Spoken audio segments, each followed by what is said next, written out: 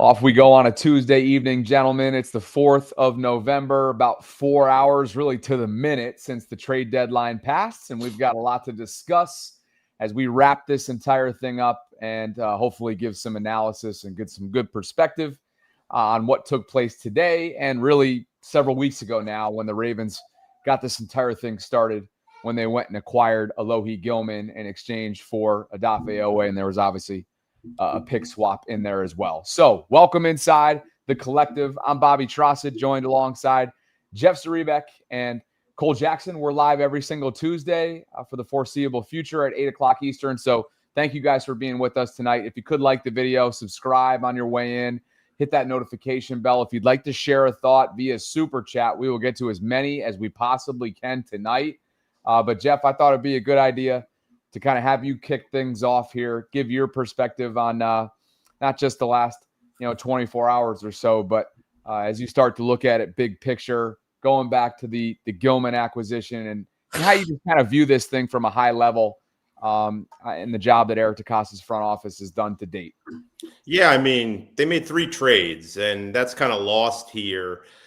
But there's not many teams that made 3 trades. And yeah, one was a dump with Jair Alexander. In fact, I was kind of surprised they got anything for Jair Alexander. And that's not a reflection of him. That's just kind of a reflection of his status throughout the year. And I kind of wondered if he was going to be a potential roster casualty here with the, as they're getting new players and they have to make room and they don't really have a whole lot of injuries at the moment. So, all in all, I think if someone told you they were going to make 3 moves that, most people would have approved that.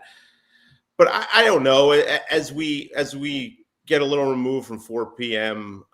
Where the trade deadline, I think you can like what they did, but also wish they had done more. And that's sort of where I'm at. On the surface, I thought all the moves were solid. The 3 moves they made, I mean, we're already seeing dividends of Alohi Gilman. Odafe Owe has 4 sacks in 4 games with the Chargers. He wasn't sacking the quarterback here. So what he does there is really irrelevant in the matter here. Like, he wasn't fitting in well here. So that doesn't bother me any. So I like the 3 moves. I think Draymond Jones was a really underrated guy, and he sort of has really flashed to the point where it seems like he went to the top of their want list in terms of pass rushers who are available. So, again, I like the moves. I just would have liked to see one more move maybe to tie everything together. I really would have liked to see them add an interior defensive lineman. An offensive lineman would have been great too, but the reality is those guys don't get traded. We've been saying that for 2 months on this show, and the one guy that got traded isn't very good, Trevor Penning. So he his brother's in Baltimore. It would have been a cool story if they brought him here to play with his brother, but the reality is I don't think you would have felt any better about their offensive line if they got him. So again, I don't hold that against them too much. I think the time to get an offensive lineman was the off season. But I really thought they should have tried harder, or I don't know how hard they tried, and you don't get points for effort anyway. But I really would have liked to see them add an interior defensive lineman. They're playing an older John Jenkins way too much. We see how banged up Travis Jones gets when he plays a lot. Brent Urban plays his butt off, but, there's limitations there. They don't trust Aeneas Peebles to play. That's been quite clear that they don't trust him against the run enough to play. And yeah, now they have, I think Jones can be part of that picture, and Cole go into that a little bit later, but they're still pretty lacking in interior defensive line. And I didn't see why I say I'm conflicted, guys, is I didn't see an all-in. First of all, the term all-in is the most overused expression around these times. Like, what's all-in? Is all-in trading first-round pick? Is it, dumping, low guys and getting the greatest players available, the biggest names? So I don't really know what that means to go all in. And I didn't really think there was one move here that would make you feel infinitely better about this football team. I still think this is a flawed football team in a lot of ways. I don't think anybody acquired this trade deadline who is actually available, because guys like Max Crosby and Jeffrey Simmons and those guys were not. Quinnen Williams is a great player, and he would have made you feel better about the Ravens' chances. But I don't think they would have come anywhere close to the favorites in the AFC with Quinnen Williams, in the lineup anyway. And that's a tremendous price to pay. So I didn't have any problem with them not making that huge move for the best guy that was out there, who I guess is Quinnen Williams, because they weren't going to, go after Sauce Gardner. But I would have liked to see one of those intermediate moves to get in some defensive line help, take some pressure off the veterans you have, and get another guy in there that could properly help in that area. Because, look, Eric DeCosta, this is on him now. Like, he's getting the criticism for not adding to the trenches in the offseason. And if that's their undoing at the end of the year, the play in the trenches, that is going to be on. I know everyone likes to blame John Harbaugh for everything, but that's going to be on Eric DeCosta in a lot of ways for not doing more to address those areas. Yeah, it's extremely well set up because, that is my biggest concern coming out of the trade deadline was the lack of addressing, I keep saying, got to go get a fatty, a guy that's over 300 pounds. And, they're running short in the sense on the D line where they actually had a rotation the last two games where they had three nose tackles playing. You have, they were kind of running two shifts. They had Travis Jones paired with John Jenkins, and then they'd rotate out for a mixture of CJ Okoye, Brent Urban, and Taven Bryant. And Taven Bryant has been very poor. Brent Urban is great to come in and play 7 to 8 snaps, 9 snaps, and he always makes a play, which is great. But they're lacking that 3-tech athletic guy. They're kind of rolling with their starting interior being John Jenkins as a guy that's going to move, out across from the guard, 3-tech, 2-tech, a little bit of that 4-eye look. And I think they're going to get into a lot of problems with teams that can get their horizontal run game going. So zone run teams, just because that's a huge lack of athleticism, as much as Travis Jones is highly athletic for the nose tackle position. John Jenkins isn't an athletic nose, let alone an athletic 3-tech. So they're just playing with fire a little bit there. So I thought the interior defensive line was a big spot to be addressed. But then you look around, and it's like, who could they have gotten? Yeah. It was funny. I was watching Draymond Jones. We'll go in deep on him here in a little bit. But the guy that really popped to me was Jihad Ward, who was a former Raven, and that was just kind of watching that Titans tape. They actually played him inside with Draymond Jones as an outside guy quite a bit. So it would have been nice to see kind of a two-player package going to Tennessee just to kind of get some extra juice there. Not sure how much that would help you with the run game, but it might give you that interior pass rush because that's been the fundamental flaw of this defense. Zach Orr is catching a lot of the heat. The zone coverage is definitely soft. Essentially, their strategy on defense is to be a funnel, and they want to funnel everything into the middle of the field. They want to create that soft shell. And if you think about it go back to last year when we were losing in the first, not losing, but when we were struggling defensively in the first 10 weeks, a lot of deep balls, right? A lot of guys getting beat deep. Marcus Williams not in his spot. Marlon Humphrey not in his spot. This year, it hasn't really been that. They're not really getting exposed deep. They're getting exposed in the middle of the field because they're building this outside shell that funnels everything in and puts a huge onus on the linebacker core. So the only way to kind of mitigate that is to have an effective pass rush. If you look at Tua last week, play action, make those linebackers step up, hit Jalen Waddle on an in-breaking route over and over and over and over again until they, just kind of undid themselves. So with that in mind, they needed to address the pass rush specifically. Draymond Jones is going to be part of that picture. But, kind of the theme of this trade deadline for the Ravens getting Gilman and Jones is they got role players, which is fine. Role players are obviously going to be important pieces. That's usually what you're looking for at the deadline. But the problem is with Nnamdi Madubuike not here, with guys that they've drafted over the last few years, like Owe, who's now gone, obviously, but Ojabo, Isaac, guys that you would be hoping might be stepping up and getting, key plays in here and there. They don't have the core blue chip guys to be making those plays that allows those role players to make big impacts. So that to me is the fundamental flaw on the defense. I've struggled with the Quinnen Williams one because on one hand, trading a first round pick this year is terrifying, just given they lose to the Vikings on the weekend. We're in a tough spot now to make the playoffs and be giving up a top 20 pick maybe, let alone if Lamar got hurt again, God forbid. You can see how quickly, shit can hit the fan and we can stack L's. So trading a first this year is terrifying. You can make that argument any year. Obviously, if you don't have a first round pick in a sport that doesn't have a lottery draft, it's always going to be terrifying. I would have probably been okay with it. It's a huge price to pay, but with the uncertainty around Nnamdi Madubuike, with their inability to draft these guys, with it being a 2027 first and kind of deferring that pain till next year, I think mentally I would have been okay with it. But it obviously comes with, huge risks. And, I just saw that quote that went out from Howie Roseman where he was talking about, you got to take big risks, blah, blah, blah, blah, blah. I would have probably been okay with it because I do think he can become a game wrecker again. I always wonder with these teams, and you kind of saw it with Sauce Gardner, where he became a little bit less effective over the last few years playing in that Jets defense. How much can that change going to Baltimore, where you're in a winning culture, you're playing with Lamar Jackson? How much can that change? So I do agree with you though, Jay-Z. Like, he's not the player he was 3 years ago. Based on what he's putting on film right now. So those are just kind of my general thoughts. It was very much focusing on those role players. I think I could have been convinced to make that, I'm not going to say all in move, but make that more aggressive move, because I just think they're missing that blue chip guy. They haven't been able to draft it. And, with the uncertainty long-term here now with Madubuike, I don't know how all the contract logistics will work, and I don't really want to speak on that until we know more about him. But we might be able to get, some cap relief there that would justify the contract to Quinnen Williams. So anyway, all that to say, that's how I would have approached today. I probably would have made that aggressive move and, pushed my chips in there.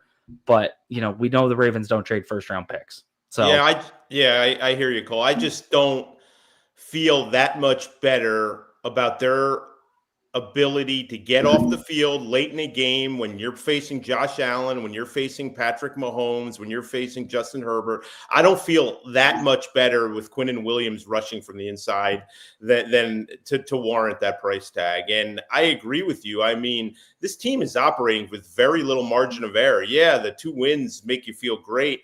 But this team loses Sunday, and they're playing a Vikings team that's going to get after them. And a quarterback who is not 100% still is figuring out a way, but it will be running for his life a little bit against those blitzes. And all of a sudden they're 3-6 and they're basically have to win out. Maybe they can afford to lose one game, and it probably can't be in a division. So that's too much. Like, maybe you could say I'm risk averse. I'll wear that. I would agree with that, but I would have not where that this team currently is. I'm not making that trade. Micah Parsons, Max Crosby, sure, I would be willing to do it. Not for Quinnen Williams. And he's a very good player, guys. I just don't think he's a dominant, consistent player who consistently wrecks the game. He does at times. He's one of the best players at his position. But to me, I don't know that he's that guy I'd be willing to make that risk for. And, I wrote it today, guys. I mean, this just felt like a typical Ravens trade deadline in a lot of ways. I mean, they to steal kind of a comparison I made in my story, which I filed earlier, like, they never ask the hottest girl to the dance, right? They go after the one that they're the most compatible with. They go after the one that they feel like, no wonder I'm a goddamn Ravens fan. They go after the one that they feel like fits them best. They go after the one that you don't have to soul your soul to get. And, like, in a lot of ways, Alohi Gilman, Draymond Jones, it fits in perfectly with how they like to do business. They're looking for, we'll just say they're looking for the easy girl. We know it. I do want to kind of touch on that, because I was definitely one of those ones that was like, F it. Go and I do think if you're trading 2 first-round picks, that one I will say is all in. I would have done it for Micah Parsons. I really would have. I think he's that guy. And again, it all comes down to taking a look at the history with Eric DeCosta, drafting edge players, those guys that we should be relying on the recently drafted edge players to be stepping up right now, and we can't. And so I would be okay going out, pushing all that aside, and just being like, F it, let's solve it this way. Let's just get a guy that's proven, a guy that's, we know can wreck a game in the NFL. And I would have lived with giving up the first round picks to do that. But I completely agree. Micah Parsons is in a different tier than Quinnen Williams. Absolutely. I tell you what, we've mentioned the uncertainty around Nnamdi Madubuike's future. We've mentioned the drafting woes, particularly at outside linebacker.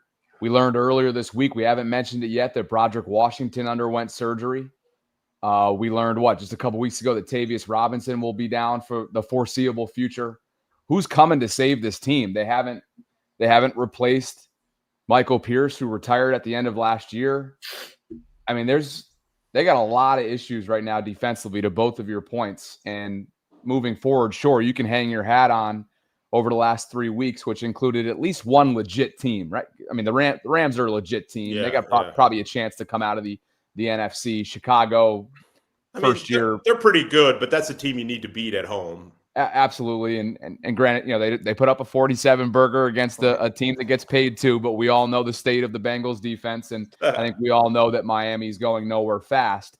So, as much as that's something to hang your hat on, the yardage count is still through the roof. You're still not getting to the quarterback. I get it.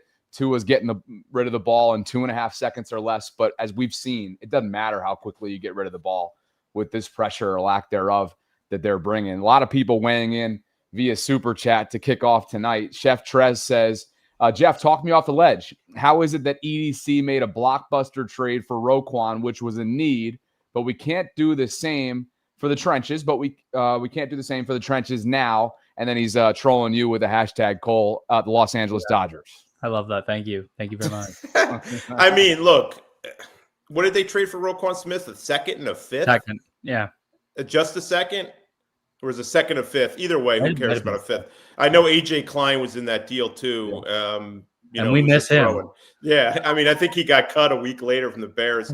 I don't know, Chef Trez, if that deal was really available for them. You could not have gotten Quinnen Williams for a second, a fifth, and some tomato can linebacker who they were going to cut anyway, So I don't, look, I look around the league, and this isn't giving the Ravens a pass at all, but the Steelers did nothing except sign a receiver who's on the street. Correct me if I'm wrong, the Chiefs did not make a single move, correct? No. I don't think the Buffalo Bills made a single move, correct? The Chargers, what did they? They did the move with the OA, and then they got a guard, late in the process that, I don't think is worrying anybody. So I just don't think there was a whole lot out there unless you wanted to trade multiple ones or a 1 and a 2. And, I just don't think this was in a deadline where that option persisted. You can't wave a magic wand and convince the Titans to give you Jeffrey Simmons at your price. You can't do that to the Raiders for Max Crosby. You can't do that to the Giants for Dexter Lawrence or Brian Burns. I mean, heck, the Giants wanted a 1 for Kayvon Thibodeau, who is not an elite player.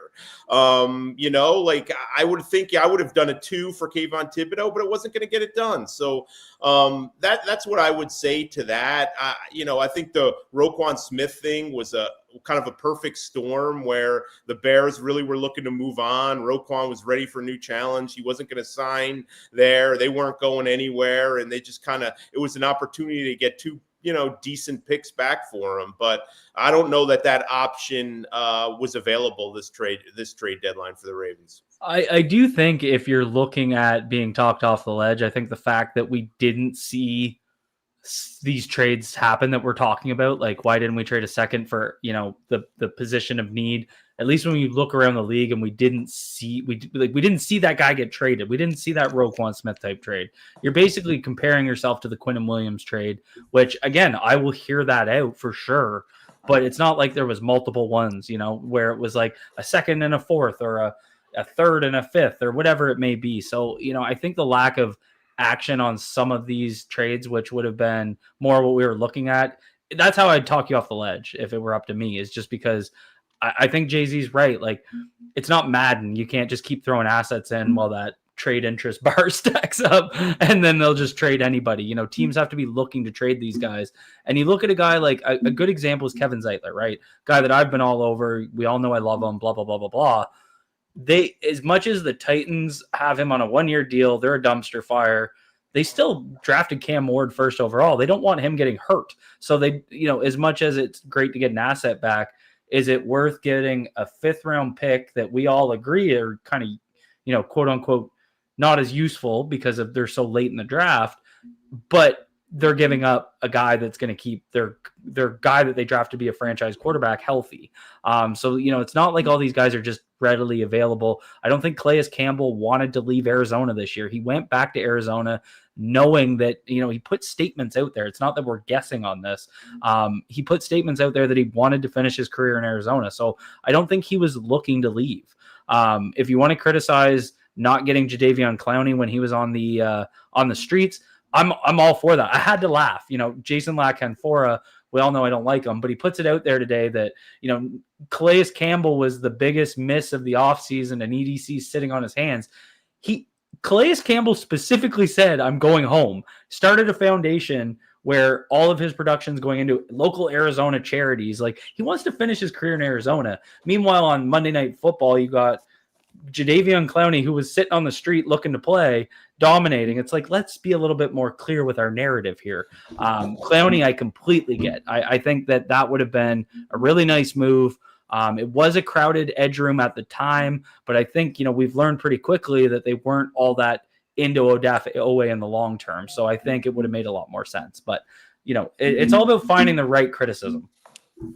It's a 2nd, a 5th, and AJ Klein, just to confirm that. I think we had that going back to 2022 when they brought in Roquan. Gene, and thanks for the super chat, Chef Trez. Gene says, nightmare, playoff flops. John stays, 5 5th-round picks. I do love that we have 5 5th-round picks. That's wild.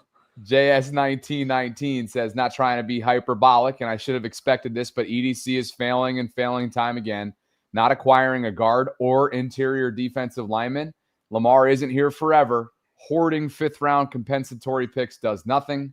Dream says EDC now stands for Eric Don't Care. He wants to look like a genius with the picks he's made, and yet no elite pass rusher to show for. Michael Osborne, Cole, why don't you take this one? Right player, right price only works when you draft well. Self-scouting is atrocious. I think that's fair. I think the scouting on the defensive line, or more so in the edge room, deserves a lot of criticism. I think their draft strategy around the offensive guard position and just the fact that they don't seem to value it quite like they do other positions, I think that's all up for criticism. I think that's all fair. I don't think that's not off the pale. So perfectly fair criticism. Jeff, why don't you chime in on this one? Dreams checking in tonight. We haven't been to Super Bowl since 2012. When are we going to take risk when big fish become available? How long are we going to have to keep holding anchor, especially with an open Super Bowl window? I mean, look, I said this already. I don't think that player was available. Like, who's the big fish? Quinnen Williams? Like, I don't know. I mean, I just don't. I don't think that he's the difference maker that's going to take this team to the next level. I don't, and guys, look, they've had some issues, no doubt, on the edge and stuff. This team was good enough to win the Super Bowl last year. They had one of the best rosters in the sport. They were good enough to win the Super Bowl. They didn't coach well enough in Buffalo, and they didn't play well enough in Buffalo. The year before, they were the best team in football, and they had the AFC Championship game on their home field, and they, again, didn't play well. Were they a player short, or did they not just play well? Their best players are making mistakes in these games. So I'm not buying they haven't been good enough to win a Super Bowl because they haven't made this big highlight reel move. I think you give yourself a better chance by grabbing that pass rusher. I mean, again, we watch it. So many of these games, come down to the end. And ultimately, if they're going to beat the Chiefs or the Bills or one of these powerhouses in the AFC, they need a defensive player that's going to make a play late in the game to secure it. And they haven't been able to do that. But they haven't even gotten to that point, guys. Like, they just haven't really played well enough. I don't. Look, this year has gone bad in a lot of ways, but they've had one of the best teams in the league last 2 years. They've been good enough to win the Super Bowl. You Your roster has been widely regarded as one of the best in the sport. This year, we clearly overrated what they have because of the depth in the trenches and all that. I will agree with that, but I'm not buying they couldn't have won the Super Bowl the last 2 years with what they have. They didn't get it done. They failed. I don't think that's on the people who assembled the roster. They were good enough the last 2 years to do it. Cole, would you have entertained a second for Jermaine Johnson? It's tough. Jermaine Johnson hasn't really panned out as a pro. I think that I was okay with how they addressed the edge room. I think the bigger need was in the interior defensive line. So, I mean, I'm going to turn down Jermaine Johnson probably for a second. I don't think he's been that good. I was a little bit lower on him in the draft process, so that's probably kind of part of my my thinking. I would have much rather got Will McDonald for a third, though. I would have probably been okay with that move. I think that would have been a really solid get. But again, I still think you can have some solid edge rushers. I think their real issue is getting that interior pressure. They really only have Travis Jones right now. But I mean, at the same time, Travis Jones is leading them in pressures. Actually, Draymond Jones is leading them in pressures, which is hilarious. Yeah, it's like it's just, our pass rush is absurdly bad, like absurdly bad. We're going to get to those edge rushers, by the way, that you've mentioned a couple times in role player form, and what are the chances that both Jeff makes their season debut coming up on Sunday? Hey, Bobby, if you get a chance, did you see the Jonas Schaefer tweet about? Didn't he rank their pass rush win rates? Did you see that today, Jonas Schaefer from the Sun?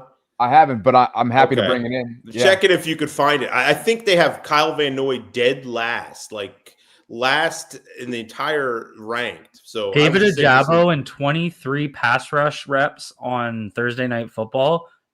PFF gave him a win on 0% of his 23 pass rush reps. He didn't win a rep. I'm just gonna put it out there. I think I'd get lucky. The offensive tackle would slip and I'd win a rep. I think the question is David Ojabo on this team in the next 10 days? There's no way that he's gone. He's so gone. They're fine now. The wrapping up the moves. They have waived Sanusi Kane and undrafted safety Keandre Jackson, who is comedy on special teams. I mean, it's just kamikaze down there. And I don't know if you guys saw, but he did like a backflip coming off the field in Miami. And he's taken his spot, and then Draymond Jones will slide into the Jair Alexander spot. But ultimately, they're going to need more space. Yeah, when you look at that, 93 out of 93. That's on true pass sets specifically. Yeah, that's helpful. That's bad. Boy. Yeah, I don't think Kyle Van Noy has gotten enough talk about how poor he's been the last few weeks. He's been bad. He's been very bad. There was a kind of a discouraging rep in that Miami game. I don't know if he slipped, but he had Tua dead to right, and Tua kind of shook him. And he's not the most elusive guy. So Kyle Van Noy does a lot for this team. You don't want to be critical, but I mean, they need him to produce. That was one of the reasons they didn't sign Jadeveon Clowney. They felt like they had a double-digit sack guy and Kyle Van Noy coming back. You drafted a second rounder. You thought Ojabo, but I'll be honest, I was wrong. I said I wouldn't have signed Clowney. I think you had Van Noy, and I think you had Tavius Robinson, who's going to start on this team in his role, the role that he played. And, I wanted to see Mike Green get snaps. I wanted to see Adisa Isaac get snaps. I wanted to see Ojabo get a fair shot this summer. And, look, I was wrong. I mean, Jadeveon Clowney, first of all, though, that was an awful display of offensive line play by the Arizona. He wasn't exactly beating, the top guys, but still, I mean, he has juice still, and they've missed that guy. They really have. I guess the question moving forward, we're going to get through some of these super chats and then kind of transition to this, but can Carl Lawson and Draymond Jones give this team what Kyle Van Noy and Jadeveon Clowney gave them in 2023? That's asking a lot, because those two players, were they both in the double-digit sack category or damn close to it in 23? And we all know what Mike did that year in terms of the trifecta and how much this defense was balling. So we're going to get to that in just a bit. Dream says, so EDC couldn't give up a late first and second round pick. He also says Eagles won the Super Bowl and still made trades. Shaking my head. Thanks to Samantha for the super chat tonight. Steve O says two things can be true. EDC didn't want to overpay at the deadline, which is valid. And also, this front four is non-existent in big games. But hey, can't wait for this 12-man draft class next year. Steve-O, Jeremy Early for you, Cole. One injury away on D-line from disaster once again. I mean, yeah, like it's thin there. I definitely don't agree with that. And again, I think the most valid criticism is, and Jay-Z just kind of mentioned it, not all alone on the offensive side. Like Jay-Z mentioned, being wrong about the edge group. I was wrong about the guard group. And, this is what happens when you're a general manager is you're always going to have to go internal somewhere. You can't afford, literally in terms of a cap and a draft pick, to bring in 24 new players, 24 new starters. So you're always going to be focusing on that next man up, filling internally, that sort of thing. But he missed on Andrew Voorhees and Daniel Falele being good enough without a guy like McCary that could kind of step in and eat some snaps here and there. He was wrong. I thought they probably could have been okay to be average guards, and they just haven't been. Then on the defensive side of the ball, gets a little trickier there because like Nnamdi Madubuike was their big piece, their big shiny toy, and he just, you can't control that type of injury, right? Where you're losing a guy early in the season for a full season and possibly longer. So that obviously hurts, but there wasn't enough depth there. A guy like Peebles, who I still think, like, if they think Peebles is bad against the run, what the hell is Taven Bryant? Like, I just watch him get pushed 4 yards every play. Like, is Peebles that bad? So I'm struggling there a little bit. But the reality is, he went with the kind of internal approach at the edge room as well, hoping that you get a contract year out of Oweh, hoping you get step ups from eyes, and you have to rely on that. Again, like, you can't bring in starters at every position. But, the reality is sometimes you make those investments and you're wrong. And EDC is going to have to wear that because he was wrong about the edge room and he was wrong about the guard room. That's just the reality of the situation. I'll give that last question some credit. He said one injury away from a disaster. We're not there yet. I mean, that was a positive super chat considering the other ones. That's funny you say that, Jeff, because not 2 minutes ago, Flo No says, Jay-Z, yes, you talk me off the ledge, and other people are complimenting your ability. 2G's is me says you're low key really good at talking me off the ledge. I wonder if he still feels that way. Samantha Sal. Have you considered a career in counseling, Jay-Z? I'm going to bring my wife down here and see what she has to say about me talking anybody off the ledge. But yeah, no, I mean, look, I don't know if my general message is all that positive. I just didn't really feel like this team is in a position where they've earned the right for them to take that big swing. And I know I don't know how that's going to be interpreted. I don't really care, but it's just like they're 3-5. They lose Sunday and, they really have no margin of error. It's all gone. Like, they have to win out in the AFC North games. So you make one of those trades. Could you imagine the feeling that if you lose Sunday after making a huge trade, and then you drop a game or two the rest of the way and you're sitting home on the playoffs knowing you had already traded your first and second round pick going forward when you have a chance to be drafting the top 20? I'm sorry. I know everyone wants the shiny new toy. Everyone wants like a message to show that, they care and they're going for it. And I think there's a time and there's a place to do that. I did not think today, what was available was the time and place. Fair. Thanks to Samantha for the super chat and Jeremy for inspiring that conversation. That brings us to Colin Donahue, and he writes, late round picks don't get you super players. You get what you pay for or give up, which EDC isn't comfortable giving up premium picks with clearly. End of day, work with what you got and roll from there. JS1919 says, glass half full. Starks to me looks to be processing quicker, seems to be playing well. I'm preparing for my soul to be crushed in January again, and we will point to these poor drafts, rinse, wash, repeat. And Malachi's not the only rookie, guys, who's been contributing in recent weeks. Draydog says, Bobby, I want to apologize formally. That's why I asked you to text me, but I apologize for crashing like that on your platform. Just frustrated. He went off on the onslaught of picks that they've had on day 3, the 5th. I think it's up. Is it the 6th that's the onslaught in April this year or 2026? 5th. They have 5 in the 5th, I think. Oh, it was the 6th last year. Yeah, it was 6 last year. Dude, is our podcast called Browns Collective? This is like, people are angry. Holy cow. Let's all catch our breaths and get a quick little update from this episode's brand sponsor. Sleeper is the #1 fantasy sports app. It pays to know sports. Pick more or less on top players. Your first pick is on us, so start winning now. Play in Texas, Georgia, Minnesota, and 27 more states. Pick anytime across all sports, pregame or live. Over 10 million players are already on Sleeper. Make your picks count. Score up to 1,000 times your cash. Join today. Get up to $100 credit using the code HMA. Call your shot on Sleeper. Download now.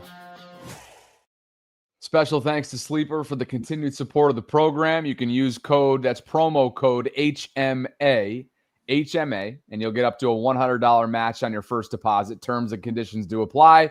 You can see Sleeper's terms of use for details. It's currently operational in over 25 states. You can check out Sleeper more today. And as always, if you support our brand sponsors, you are directly supporting the collective. That's promo code HMA. Thanks to Sleeper. Cole, you've wanted to chat about Draymond Jones since the second this stream began. The Ravens and Titans did indeed, after all, do business. They didn't 2 years ago around this time, as we all know. Here's the deal. So Draymond Jones, edge rusher, the Ravens traded him traded for him, I should say, and they sent a conditional 5th rounder. We now know what those conditions are. So if Draymond goes on to have at least 2 sacks over the course of the regular season, so what? They've played 8 games, so he's got 9 more games, figuring that he immediately joins this group on Sunday in Minnesota. And Baltimore goes on to make the playoffs. Tennessee gets a 4th round pick rather than a 5th rounder. But let's get on to the stuff that we actually care about. Cole, what's he going to bring to Baltimore? Yeah, no, I think it's interesting. If you guys, I did this this thing on the NFL or on the Ravens draft strategy with not just edge players or defensive line players, but overall about how they've really been bringing in lighter players. And I thought it was really interesting because it's been a huge issue. They have a lighter group, like pretty much every edge rusher they have is under 250, 260. And now they have Carl Lawson, who is 6'2", 260. And they have Draymond Jones, who I think is like 275. So they went out and they got 2 physical edge players. And, you know, watching his tape, you can definitely see he's a power rusher that loves to set up an outside stab and work in an inside spin move. It's how he has so many of his sacks. Played for Mike McDonald last year in Seattle, which I thought was really interesting. I thought he had a lot more juice off the edge last year than he did in Tennessee. He's been very effective this year in the stunt game, which I think is going to be really interesting. He's the type of guy that can be the force player or the loop player, which I think is good.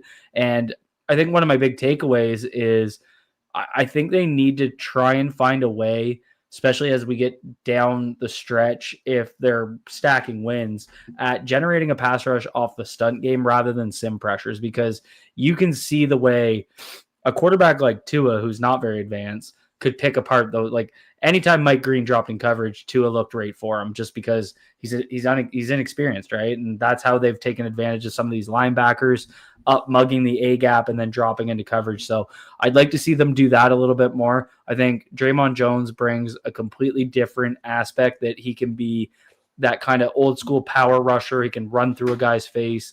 I think when he was in Denver, he was actually an interior lineman. And when he moved to Seattle, he became more of an edge player. So he does have some of that inside flexibility. And we've seen that recently with Kyle Van Noy, who's kind of lined up as a 4-tech with an outside linebacker outside on the same side as him. So, you know, getting creative, having, you know, Draymond Jones in a 3-point stance across from the tackle as a 4 technique, and Mike Green outside, what you could do with them in the twist game. They both do it quite effectively. I think there's more options there for Zach Orr to be creative. So going back to kind of what we talked about, the theme of this deadline, you got a productive role player. He can come in. Every year he's gotten 5 sacks and 45 pressures. And, you know, that's a productive NFL player. He's not going to come in and get a sack every week. He's not going to come in and, get 5 pressures every week, but he can add to what you have. And you look at Carl Lawson, similar type of guy where he's obviously not as effective. There's a reason he was available this late in the season, but he is that different type of style than what the Ravens have had. And I think what they can do in the run game, having these bigger physical edge players, I think that's going to help them quite a bit. And the big thing, keeping these linebackers clean in the run game is huge, because Roquan Smith, Teddy Buchanan, not guys that are going to deconstruct blocks consistently. They're guys that you want to keep clean, let them use their speed, get sideline to sideline. The way they can make tackles in space is really their advantage. So I think more physical defensive linemen will go a long way in doing that. It's just kind of what we talked about with John Jenkins on the inside, how they can be athletic in space against the horizontal run game. I think that's going to really determine what they're getting out of Lawson and Jones, but I do think both are going to contribute. It'll be interesting to see what happens when Tavius is back, because I think Carl Lawson's going to be kind of in that role. I think Draymond Jones has a little bit more pass rush juice than Tavius did. I think Carl Lawson's probably going to step into that Tavius Robinson role, and you're going to see Draymond Jones step into the Odafe Owe role, which I think getting Mike Green less snaps, I think is actually a good thing. I'd like to see Kyle Van Noy and Draymond Jones early downs for what they can do against the run and be a little bit more physical, and let Mike Green get out there on third down and just rush the damn passer. That would be kind of my path forward. Jeff, you think Lawson makes his debut this weekend? I would think so. Yeah. We'll see who's at practice Wednesday and whether they have any injury issues, but there's going to be a lot of healthy scratches. There's going to be a lot of decisions to make. I think there's guys like, why isn't Devontae Walker playing anymore? Aeneas Peebles, Cole touched on him earlier. It's going to get even tighter now, guys. It really is. And, you bring in more guys, and, ultimately Carl Lawson, as long as he's assuming he's in his plans, is going to have to be added to the 53-man roster. I mean, you wonder about some things. How long can they keeping Cooper Rush, right? You wonder if he could be in jeopardy. You look at other guys that, if they added an interior defensive lineman, I wondered whether Okoye they may try to push him back to the practice squad. That's where I wondered about Jair Alexander before they traded him. It's tough. It's a great problem to have to be healthy at this time of year. Again, they've lost a good number of guys already, but you know what I mean, to have a healthy 53, but that presents challenges. 2 real quick things about Draymond Jones. One, Denard Wilson too, right? And he has his own wrinkle, but he has some elements of the Ravens defense, and he knows what they like, and that's a positive. I don't think it should take Draymond Jones long to hit the ground running just because of his experiences playing with Denard Wilson and Mike McDonald, 2 former Ravens assistants. 2, the sense I got is this is the guy they wanted. Sometimes you settle for a guy because he's the guy available, and why not? And he's the most attainable. I'm not saying he necessarily was their number 1 choice. I'm not sure that he was, but I think of the guys available, he was one of their top choices. I know they were in on Bradley Chubb. I think they felt where the asking price was and everything. I know they really like the versatility Draymond Jones brings and the physicality he plays with, how he can move inside in certain spots. I think they like Jalen Phillips, who we saw go for a 3, but when they compared the difference between what they'd have to give up to get him and then what they could get in Jones to get him, I don't think they thought it was a big enough gap to warrant 2 extra rounds in the draft. So I think they really got the guy they want. I'd imagine in the next, and I haven't even had a chance, guys, obviously I was throwing out calls and texts during it, but people are reluctant to pick up the phone before the deadline's over for obviously reasons. Everyone's working something. So I haven't really got a chance to check in with people after the deadline elapsed. I had to write a story, and then I'm joining you fellas. But I'd be interested to see if they're disappointed that they weren't able to do more, or if it was just abundantly clear there was nobody out there that they felt like really was a difference maker compared to what the asking price was. And this is something else that Warren's saying, and God, I mean, I know people are on edge and they don't want to hear about waiver claims. But after the trade deadline, everyone is subject to waivers. And usually the way the waiver order works is record. The Ravens wouldn't stand a chance of getting anybody to fall to them. Remember that year where Terrell Suggs was put on waivers because he wanted out and he wanted to come to the Ravens, but the Chiefs had a worse record, the Ravens, and they got him. The Ravens are in position now. Some teams who are playing out the string out of veteran courtesy, let veterans go at this time of year. And the Ravens are in a waiver position where there might be a defensive lineman that falls that they could get just for a waiver claim. Again, nobody's hoping for that. Nobody's saying that that's what they're counting on. I'm just saying, when you look at the whole picture, there is another element of player acquisition, and that could be it. That's going to be yeah. When's the last time that they were in a decent position, to your point, to cash in on the way? And who knows, right? This could be a modest at best acquisition if that ends up falling in their lap. But I thought that's what they were going to get anyway in a trade, right? I don't think anyone, I know it was easy to dream big, but I think the best they were going to do along the interior defensive line, unless they were going to give up a first or second rounder, which we knew they weren't, was a modest addition. And that's pretty much what you're still looking at. Yeah. Hey, there's some people in the live chat talking about Howie Roseman's comments. Cole's mentioned them earlier on. I actually have that clip. I wanted to play it for us just so that we can be as thorough as possible. I mean, we haven't been on since and this is like the least significant of everything, right? The Jair Alexander deal. I mean, the writing was on the wall clearly, but just so we're being thorough in the trifecta or trio trade deadline activity that's taken place in recent days. Here is Howie Roseman, Eagles GM, on acquiring Jair Alexander, who the Ravens brought in the latter half of free agency this past offseason. Just when he signed in June with Baltimore, thinking what a great signing by them. And obviously it didn't work out for the way that he wanted or that they wanted, or he wouldn't have been available to us. But the relationship we have with Baltimore and being able to have honest conversations and understanding what he went through a little bit in training camp and getting back to health, obviously missed a lot of time last year. And then just really doing a deep dive on him and how successful he's been, what we thought of him last year, when we were in Brazil playing them, and then for the first part of the year, and then having CP who's with him and getting to know the mindset of the player. And so, sometimes, you get in this league, you acquire information, you watch everything, and you feel like, hey, the risk is worth the reward here. And I think when you talk about still a young guy, knowing where his health is at now, feeling healthy, feeling good, we felt like the risk was worth the reward with him. What's ironic about this, guys, is several months ago when this acquisition came down, I can remember kind of surmising a similar synopsis to what you just heard there. Is the risk worth the reward with Jair? Yeah, he went through the PCL procedure in January, and ultimately they didn't know that he was going to have his knee drained, but maybe in the back of their minds, they thought that there was the potential of that happening. And Jeff, obviously, it didn't work out, as Howie kind of noted there. The writing was on the wall. He had at least 3 cornerbacks in front of him from a rotation standpoint, playing time-wise. He had been a healthy scratch for several weeks.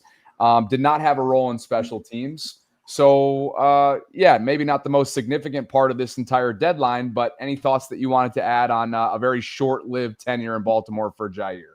Yeah, it's funny. Howie Roseman brought up risk. What's the risk of trading a 6 and getting back a 7th? So I don't know how much risk they're assuming, in this deal. If anything, I think it's a little risky for the Ravens, because if they get a corner injury now, and one of their veterans goes out, now all of a sudden they get pretty thin there. They've lost Jalen Armour-Davis to a waiver claim, or I think it was, right? Yeah, they lost him to a waiver claim early, and now Jair's gone. If they get an injury there, now they're awful thin there. So I think that they have that in mind, and they would have liked to keep Jair in a lot of ways. I think they're but I also think they wanted to do right by Jair, and you could tell it was taxing him, right? They could tell. I mean, I think I didn't hear of anything negative behind the scenes. By all accounts, this guy handled it great. I mean, you guys you guys should see this guy's workouts, like on the field before the game. I mean, he was getting after it. He was staying ready. He badly wanted to play, but I think this was really wearing on him, not getting an opportunity. I mean, he's trying to save his career, right? I mean, this was the season where he was supposed to save his career and get another extension from somebody after the season, and he's not getting an opportunity to play. So I think the Ravens were caught in a situation where there was no immediate path to playing for him. You can't predict the future and say, we're going to get injuries, so we're keeping you and you're going to play. And knowing that it just wasn't working for him and not wanting to have any issues going forward in the locker room. And then you get the benefit of a little cap savings and a draft pick, and it just made sense to do it. But, I think they were a little disappointed by this because I think they really liked him. I really do. I think he made a really good impression. I mean, we saw Chuck Pagano's tweet after they traded him. I think they really liked this guy and they really wanted to work out, but he just got caught in a set of circumstances where they probably pushed him or he pushed himself, a combination, to play in that week one. And then it just snowballed on him. He was trying to play catch up and the team was losing and they couldn't afford to give up snaps to, anything but guys they deemed their best. And he just sort of got buried on the depth chart, doesn't play special teams. So if he's not playing defense, you can't have him on the game day roster because there's just no, it's tough just to keep a guy who you need 2 injuries to put in the game on game days. So it just didn't work out. But would it surprise me if he makes some plays for the Eagles? No, not at all. I mean, they're really well coached defensively. They create a lot of pressure on the quarterback when, those big guys inside are going. And even by guile alone and intelligence alone, I could see him making some plays going forward. But, you're always going to have the physical struggles with him. And that's a shame when you see kind of some of those knee issues really stalled his progress this year. I'm just reading the chat. What Jair Alexander did you guys watch this year? Like, he was bad. Like, I don't understand. Like, TJ Tampa's been better than him when they've been on the field. And this is kind of the thing we talked about this when he signed here. They brought in Alexander Nowuzie, and the plan was very similar to when they brought in Rock Ya-Sin and Ronald Darby. They wanted one of the 2 veterans to pan out. And that year it was Darby, and this year it's going to be Awuzie. Alexander wasn't good when he played. He doesn't look healthy. Will he get healthy? Maybe. But to act like he somehow was performing and earning those snaps, you're running off name brand at this point, not his actual performance on the field. Yeah. God, you just brought up Rock. Remember when he was supposed to be the Marcus Peters replacement? He's playing a lot this year. At least he was. Wasn't he playing for Detroit until he got injured recently? And then they turned to Arthur Millette. So it's kind of a Ravens reunion over there. How about it? I wanted to finish with this, I think, guys. I think this would be kind of going into week 10 and a team in Minnesota that obviously is coming off a little bit of a momentum shift. They had to have it. They were losers of 5 straight. Carson Wentz obviously was struggling mightily before going down with what I think was a shoulder surgery for him. JJ McCarthy comes back.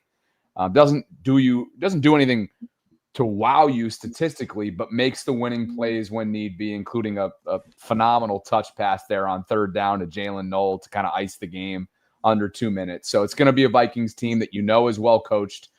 Brian Flores is going to be up for, I would imagine, a number of head coaching openings in the hiring cycle in the next few months. But what I wanted to do was just get your guys' perspective on this Ian Rappaport little breakdown here that has gotten some run, and it's weeks 1 through 5 versus since week 6. And Cole, you're probably laughing because it's a small sample size, and obviously we know the degree of difficulty or lack thereof in terms of the opponents since week 6. It's been the Rams, it's been the Bears, and it's been the Dolphins. And this all centers around the Alohi Gilman acquisition. And yes, he's got to get a little bit more polished in the tackling category. God, boy, does he ever, man. And I'm sure a lot of people feel that way when they look themselves in the mirror after Devon Achane ran all over them on Thursday night. But you see some of the positive progress, at least going in the right direction, weeks 1 through 5 compared to since week 6. Cole, you're smirking, so you take the first crack at this. Similar to last year. You put any merit in this? I know. Oh, you're going back to last year where it was weeks 1 through 10 versus weeks 11 through 18, right? Look at the quarterbacks they played. It definitely helped prop the numbers up. Obviously, credit them. They went out and executed. The defense definitely got better. I don't see the same defensive improvement this year that I saw last year, though. I think that's the very important difference. I saw a guy like Devontae Adams drop a ball in the end zone that, kept 6 points off the board. I saw Tua and the Dolphins take points off the board with their own penalties just last week. So I'm not falling for that. I'm not falling for that trap. I think this defense is still pretty bad. They don't have a pass rush. I do think, and like the point that was made with this graphic is Gilman's been an awesome addition, and there's no doubt about that. I think getting Kyle Hamilton to come in and mask some of your deficiencies, I think is really important because it moves him into a spot where you can be so creative with him, and that's really helpful. But again, it's hard to have a good defense when you can't generate a pass rush, and that's where the Ravens are right now. So I'm not falling for that. If they prove it against a competent quarterback, maybe I'll start to, buy that. But until then, and it's funny because, the Bears did just go out and drop 47 points, but that's also the Bengals defense's ass too. So, it's just one of those things where, they're going to have to show that consistently for me to buy that. Yeah, I think they're getting better, but even John Harbaugh said Monday, we have a long way to go. And I would agree with that. I think you want to feel better about the Ravens defense. You just need to watch games around the league. But, that's always the interesting thing about a bye week or a Thursday game. You have a chance to watch games in the weekend. And my God, are there bad defenses around the league? I mean, in this division, I know Steelers played well against the Colts, but they've been bad at times this year. And that Bengals defense is atrocious. And watching that Cowboys defense last night, now obviously we're going to go back to them actually trying to address it at the deadline. But there's a lot of bad defensive football being played around the league. I think Gilman's been a big part of it.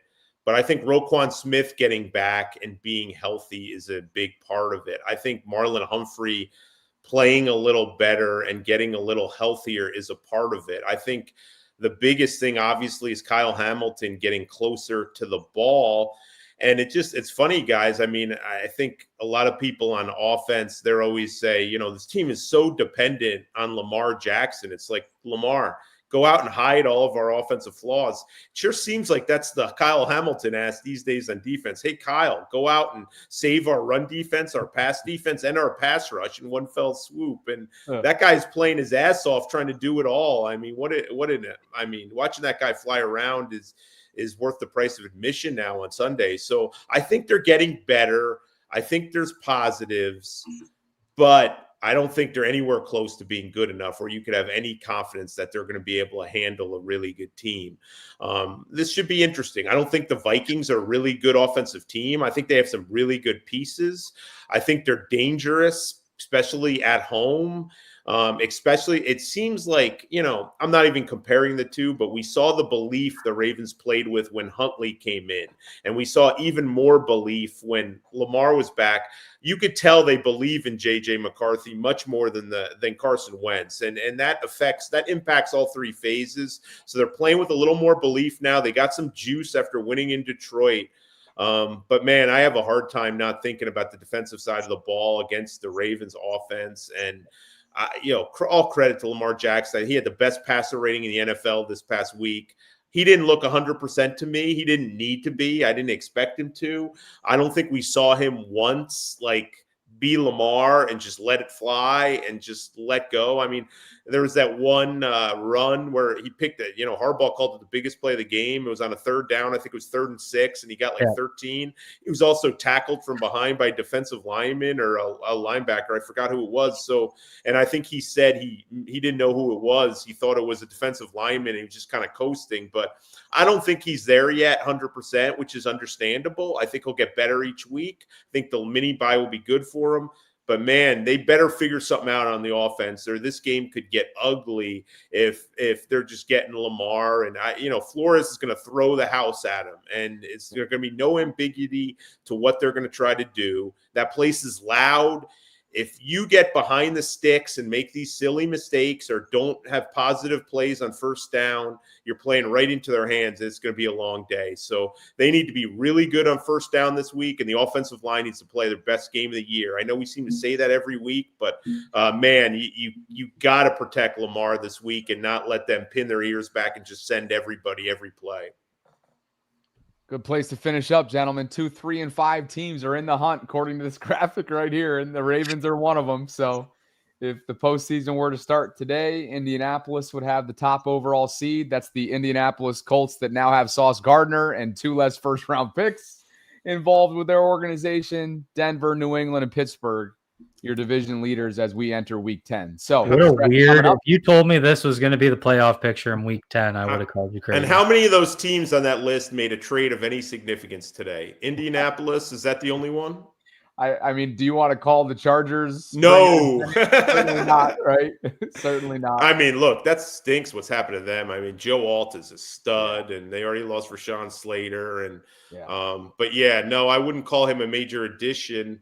I mean, I guess you do the best you can, but yeah, so you're pretty much Denver was reported to be really. I'm shocked New England didn't make a move. They're playing really well, but as I said, like it's funny. Nobody wants to hear it, but if you look at the AFC teams, the Ravens are probably, other than the Jets, the most active team almost. So but yeah, they left you wanting a little bit more. That's for sure. November football begins this weekend, guys. We know it. It's Minnesota. It's then at Cleveland, Week 11, home against the Jets, and then Thursday night, of course, Thanksgiving to close out the month, a home game against Cincinnati, and that'll be the first of 2 matchups in 3 weeks. So yeah, that's what you win on Sunday. You're cooking with something. I think they'll have a lot of people believing, especially winning that on the road. Sure. All right, gentlemen, good stuff. Thorough job tonight, and we'll be back, of course, in a week from now, and we'll have a whole lot to discuss in terms of how some of these newcomers look. Is it going to be Carl Lawson's debut? How much will they use Draymond Jones? Will it be plug and play, like you said, Cole? I think you expect him to fill in for the Odafe sort of role, is what you said, right? Yeah, I mean, we'll see how quickly he gets up to speed. He would have probably they practice tomorrow, so he'll get a full week of practice in. But and he's been playing, so it's not a that's the thing. Yeah, people have compared it to Lawson. Lawson was on the street, hadn't played or practiced since January. This guy just played a ton of snaps on Sunday. Right. So I think he'll be able to hit the ground running, and Lord knows they need someone to get on the edge and get some pressure. So I think he'll be welcomed. Man, the Vikings are a different team with those healthy tackles too. That was evident to me. I mean, O'Neal and Darisaw's a stud, so that's another challenge. Yep. And John Morris sends us off with a $2 super chat. So thanks, John, and thanks to everybody for spending some time with us tonight. A momentous trade deadline, maybe not day of, but the last few weeks have had a flurry of moves, and hopefully you got something out of tonight. We'll be back with you in a week from now, and we'll get into everything that took place in Minnesota and obviously take a look ahead to what the Ravens have in store at Cleveland, Week 11. For Jeff Zrebeck, Cole Jackson, I'm Bobby Trossett signing off from this episode of The Collective. Thanks to Sleeper for the continued support. Thanks to everybody who chimed in tonight, whether it was via Super Chat or just bringing the dialogue and discourse in the live chat. We appreciate you guys. We'll catch up with you next week, and enjoy Week 10.